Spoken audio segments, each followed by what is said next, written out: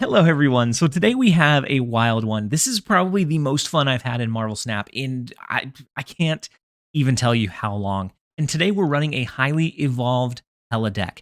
And this one's wild, you guys.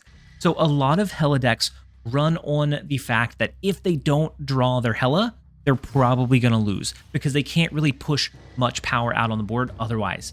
This one still has a couple of ways to cheat quite a bit of power, and a lot of that is enabled by our Invisible Woman.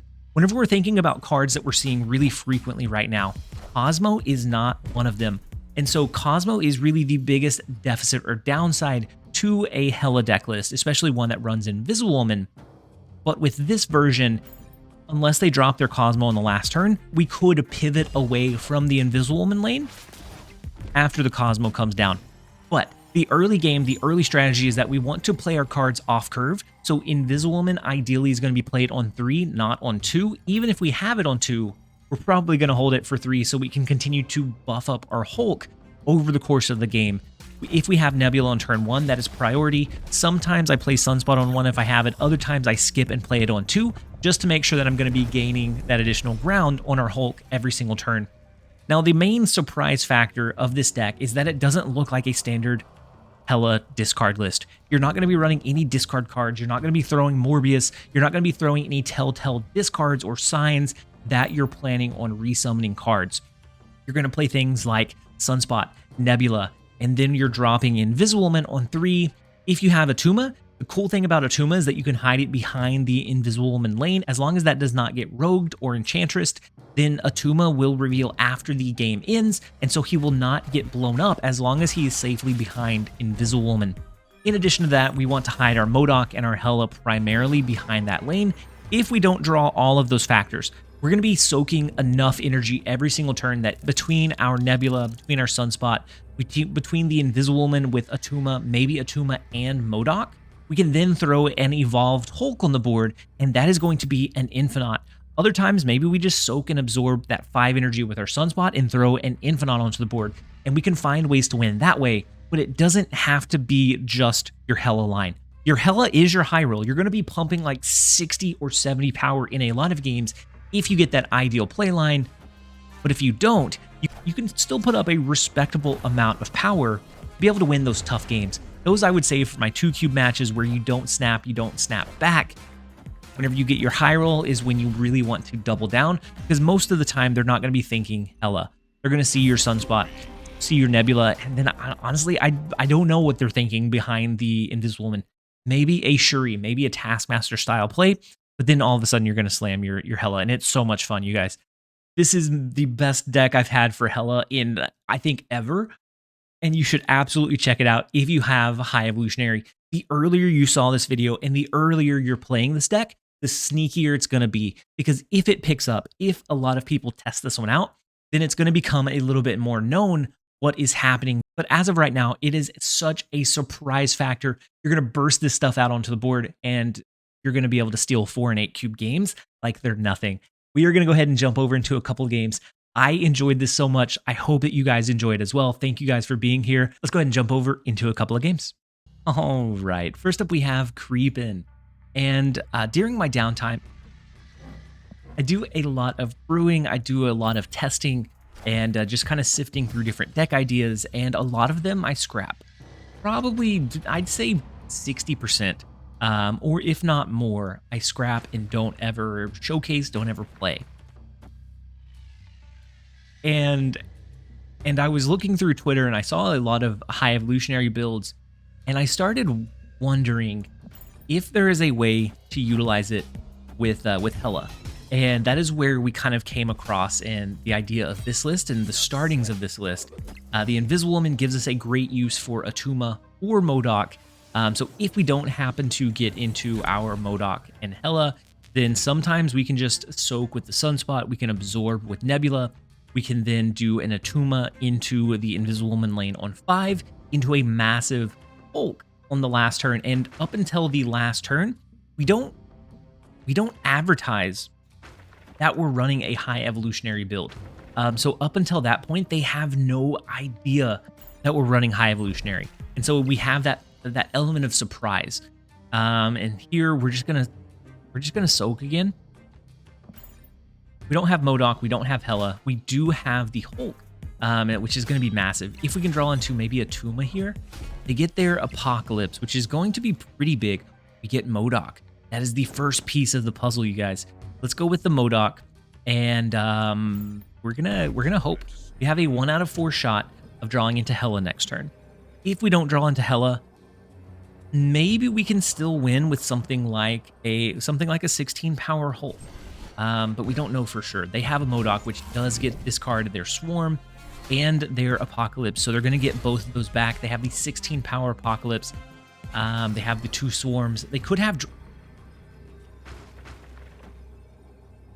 Dracula in this lane. If so, they're toast. So we're gonna resummon a 14 power Giganto Infinite Hulk High Evolutionary. The Nebula is just here as kind of a decoy. They're not gonna be able to compete with this. We're gonna go ahead and snap back at them. As much as I want to just slow play this and make sure that it pays out, they've already committed. They have 2 discards of their Apocalypse underway. They probably have a Dracula hidden in Dark Dimension. I don't think there's any way that they can pass this one up. Actually, I think we're going to do Hela into the Dark Dimension. We're going to utilize this. So with the interaction between two invisible women, a Dark Dimension and an Invisible Woman, it reveals in the order of play. And so MODOK should reveal first. Ooh, we do get the retreat. Wow, wild. Okay. I mean, props to them for retreating. I do wish we wouldn't have snapped now. I thought they were going to be pot committed. I thought they were going to go all in because they had Apocalypse, because they had the Swarms. I thought they were going to lean all the way in. That's my bad, guys. We're going to go ahead and take the 2 cubes. Let's jump over into the next one. All right. Next up, we have Keen Bagel. The first location is the Vibranium Mines. And so whenever a card is played there, we're going to shuffle Vibranium in. We have MODOK. We have Hela. We are just hoping and praying for the Invisible Woman. We have to get it before turn 5 so that we can play MODOK on curve. And so we have just a couple of additional turns to potentially draw it. Let's go ahead and play in the expansion. The Crimson Cosmos is actually very beneficial for our Nebula as long as they don't have a Killmonger, which this looks like a bounce style deck list. I think we are okay in them not having a Killmonger. Wow, we get a Leech. Okay, so that's going to force them into curving out their cards much earlier than they typically would. We get Giganto. We do not get the Invisible Woman, but they have armor, so we're going to go ahead and play the... You know what? We're going to play the Soak game. We're just going to Soak here. We have Giganto to use as a resource. I want to play off curve just in case we draw into Mr. Massive Infinite Hulk himself, which is one of the biggest reasons why Evolutionary can be pretty decent here. It gives us that flexibility of if we don't draw the MODOK Hela, and we have a backup play line. And most of the time, the answer is yes. So let's go ahead and do Attuma off curve now so that if we draw, our Hulk can still buff up. If not, 14 power and Giganto is not bad. That is pretty formidable. Our Nebula is going to continue to grow. I think we are A-okay. Wow. Okay, so they play Khazar into the Crimson Cosmos. Next turn, though, if they don't play anything over there, then Nebula will outscale that lane. And so we're going to see. We're going to see. And we do draw our incredible Hulk. We're going to play in the... This feels bad. This feels maybe this is the wrong play, but we're going to play Hulk into the Vibranium Mines, hope that they can't play into the Crimson Cosmos, or if they do, that they don't stack into Expansion as well. Okay, so they stack for the left lane, giving us the win in the Crimson Cosmos. They play their Rocket into mid. That is going to be enough because of the Bishop soaking additional energy, but Hulk is just too big. We are going to retain the left lane. We are going to grow our Nebula in the right lane, giving us the 1-point advantage. They win mid by 1, but we win the left by a massive margin. We win the right by just the 1. We will take the 2 cubes.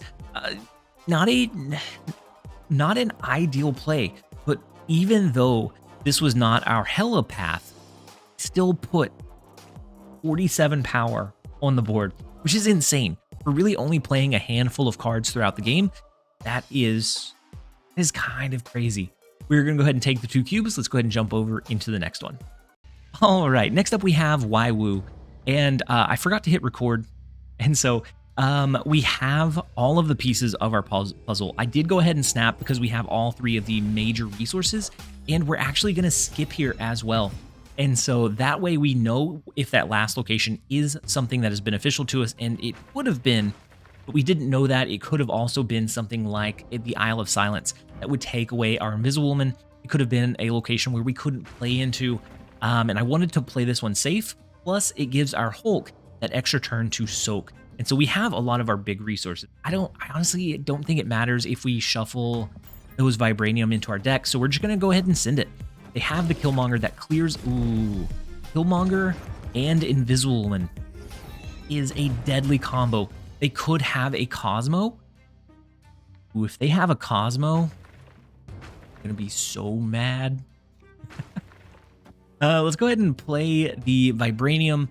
It's off curve. We could play Death, but I don't want to give them any information away. Right now, all that we have played is Invisible Woman.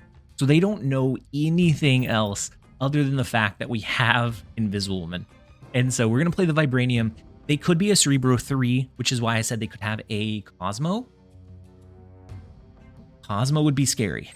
Cosmo would be very, very scary. I'm going to go ahead and we're gonna trust that they don't, that they're not gonna do that to us. They wouldn't do that, would they? There's no way. They're not gonna ruin our fun. Ooh. So they play the 3rd card into the Invisible Woman lane. So we have priority here, but it doesn't matter if they drop a Cosmo here, right? I mean, we could always be responsible and just play the Hulk, but when you have MODOK and Hela, there's no way. Okay, Blade. Ooh, that looks scary. The Blade, if that's followed by a... Okay, the Vibranium is... Wait. This looks like a Cerebro 3, and they just abandoned ship. I'm glad they didn't have the Cosmo, because they could have. They could have had the Cosmo with the Cerebro 3. We are going to resummon all of our massive cards. Our Hulk, our Vibranium, our Death, Giganto. Just so much reach. So the Shadow King and the Valkyrie cannot set our Hulk down. It cannot bring it down today. And so we are able to hold down the 4 cubes versus the Cerebro 3. We got a little bit lucky. Had they played the Cosmo here, we would have been in trouble. We will absolutely take the 4 cubes. Let's jump over into the next one. All right, next up we have Storm Blessed. And do you guys see what I see? We have the Invisible Woman. We have MODOK. All we need at this point is Hela, and we're right as rain. We're good to go. We get Attuma, which is a good backup play for the Invisible Woman. If we don't draw our Hela, we're going to go ahead and skip this turn so that we can play the Invisible Woman off curve. Or I had somebody ask earlier what off curve meant. It just means playing the card when it's not utilizing all of that energy, or all of your energy. Wow, but it still would be. The MODOK goes to 6 cost, which, okay, wait. No, yeah, yes. There is a small chance. Minuscule chance that the MODOK switches back from Mirror Dimension. That's what we're gonna... I guess it's not small. It's a 50% chance. Never mind. They stormed the right location. We are in free fall. We are just... we are in shambles, you guys. Absolute shambles. Because now Attuma is no longer great. MODOK is not viable in the least. High Evolutionary is looking like our best play, and that is scary. We're going to go ahead and play... Okay. Bye, Storm Blessed. All right. Next up, we have Sinilin. We start off with MODOK. We draw immediately into Invisible Woman. This is the game, guys. I feel it. This is the 8-cube game. Sinister London is not great for us. Sinister London, the reason it's not great for us is we're going to resummon our cards. We're not typically going to play them. And so it doesn't give us as much benefit as we would have liked. But we played Nebula. They played a Star-Lord. Well, I mean, not, this isn't as bad as what I was thinking, you guys. We can make sure we do not get initiative with the Invisiwoman play. We have the Modok. If we draw Hela, then we can play that, but probably, honestly, we're probably just going to lean towards doing the Hulk on turn, whatever it is, on the last turn, to generate just a burst, a blast of power that even something like a Valkyrie wouldn't be able to hit because of the Invisiwoman protection. All right, so I'm gonna go ahead and I guess we're gonna play Sunspot over here and Soak. If we draw Attuma is actually pretty solid to draw into and play in the Sinister London location because it won't reveal until after the game has ended, giving us a lot of benefit in the process. But if not, honestly, maybe we can play High Evolutionary. Most of the time, you don't want to play it, but honestly, we're gonna double it up eventually. I'm okay with that. Let's play High Evolutionary. We're gonna slam down with a 22 power Hulk. They play Arrow, yanking our High Evolutionary out, hoping to hit something key or critical. I'm glad we did not have the Modok that we were hiding in that location. Even though we drew into the Hela, we top decked the Hela. Now I wish we would have played it. It was a 1 out of 4 chance that we drew into it. But I think this is more power overall, but it would have just been that slap in the face of, yeah, you may have pulled our Modok, but we have the last laugh. At this point, it is what it is. And Odin would be so terrible in this lane. It'd pull us over. That's why I'm not going to snap here. A leader copies our Hulk, but it doesn't copy our freedom. Our Hulk is going to duplicate somewhere, and so we are able to hold down the win. That is the only issue with leader whenever Sinister London is in play, because it won't duplicate it because he didn't play the Hulk here. He also didn't skip as many turns as we did, so his Hulk was only 14. Ours was a massive 22, allowing us to find a way to win still. We will absolutely take it. Not ideal, but it is one of the potential play lines that we have. We will take it. Let's go ahead and jump over into the next one. All right, next up we have Soyo Penguin, and they hit us with a turn 1 snap. How cheeky are we feeling about the Invisiwoman Modok play? We have 2 out of 3. 2 out of 3 is not bad. But is it worth snapping back? I don't know. And I'm hoping it wasn't me that snapped. I was trying to do a good old fist bump. Maybe I accidentally hit it. But if so, I didn't mean to. Soyo, if I snapped and you didn't, I apologize. Hopefully we'll find out later. If I draw Hela, we will definitely find out a little bit later. So the Carnage comes down just into the open wild, okay? I wasn't even paying attention. I was too busy worried about if I snapped or not. That we played Invisiwoman on curve. And so our Hulk is going to be 2 power less than it could have been otherwise. Unfortunate. The Sabretooth comes down, okay? So it's a full-on destruction deck. Do we do Attuma here? Just in case we don't draw Hela. We could do Attuma, Modok. That's a lot of power here. And then we could always do a 16 power Hulk is not bad. Along with a Wasp that's going to be 17, 18, 19 total power in whatever lane we play it in. That's not bad. We will go for it. They have the Venom that hits the Sabretooth. Oof. So I'm expecting a null at some point. Wait. They wanted to start the high roll. They wanted to start the high roll later with their Deadpool. And so they let it absorb at least 1 turn here. So maybe they have, I don't know. Maybe they don't have another way to destroy it and they're just going to let it soak. Okay. We'll see. They have the Yondu. Okay. Okay, it hits our death. We now have a 1 out of 3 chance to draw into the resource that we need here. A 1 out of 3 chance of drawing into our Hela. And if so, then we should just be able to win. There it is. Thank you, Yondu. Yondu that... Actually, no. Yondu pulls from the bottom of your deck, right? No, it pulls from the top. Thank you, Yondu. Otherwise, we would have pulled death there. So let's go ahead and do the Hela. We're going to do a Wasp just to make sure if for some reason they have some kind of crazy arrow play that they're not going to be able to arrow us out of this lane. Let's go ahead and do the Wasp. We're going to have the Hela resummon all of our massive resources and Nebula. Let's go ahead and risk it for the 8 cubes here. They should not have a Cosmo. There's no way in heck that they should have a Cosmo. Invisible Woman is going to allow us to have attuma here, plus the Modok. So we will win this left lane because that is so much power that you just don't anticipate the attuma into something else. And then we have Hela resummoning all of our resources. The Hulk comes down. We may sweep all three. We do. We sweep all three locations here. We grab the 8-cube victory. And that is what this deck is going to do best. It's going to look incredibly weak. It's going to look incredibly bleak because it's not going to show the telltale signs of a discard deck. It's going to have your sunspot, your nebula, and then all of a sudden you just blast 70 power on the board. We will take the 8 cubes. Let's go ahead and jump over into one more. All right, next up we have Hurry Up, thanks. I wonder if they get roped more for having that name. Because like I'm a good guy, you know? I'm a good guy, but it still makes me want to like really contemplate my potential plays.